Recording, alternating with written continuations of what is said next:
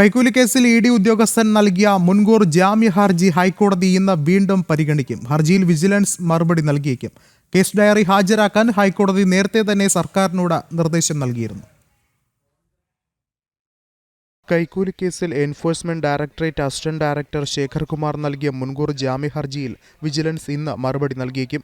ഹർജിയിന്മേൽ മറുപടി ചൊവ്വാഴ്ചയ്ക്കുള്ളിൽ നൽകണമെന്നുള്ളതായിരുന്നു ഹൈക്കോടതിയുടെ അന്ത്യശാസനം. മറുപടിക്കായി വീണ്ടും സാവകാശം ആവശ്യപ്പെട്ടതിനെ തുടർന്ന് വിജിലൻസിന് കഴിഞ്ഞ തവണ ഹൈക്കോടതിയുടെ ഭാഗത്തു നിന്നും വിമർശനം നേരിടേണ്ടി വന്നിരുന്നു. കോടതി നിർദ്ദേശിച്ച പ്രകാരം വിജിലൻസ് ഇന്ന് കേസ് ഡയറി ഹാജരാക്കിയേക്കും. ഇ ഡി അന്വേഷിക്കുന്ന കേസുകൾ ഒതുക്കി തീർക്കാൻ ഇടനിലക്കാരെ ഉപയോഗിച്ച് കൈക്കൂലിപ്പണം വാങ്ങിയെന്നാണ് കേസ്. എന്നാൽ താൻ അന്വേഷിക്കുന്ന കേസിൽ പ്രതിയായ ആളുടെ മൊഴി മാത്രം കണക്കിലെടുത്താണ് വിജിലൻസിന്റെ നീക്കമെന്നുള്ള ആരോപണം വിശ്വാസയോഗ്യമല്ലെന്നുമാണ് ശേഖർ കുമാറിന്റെ വാദം. ജനം, കൊച്ചി.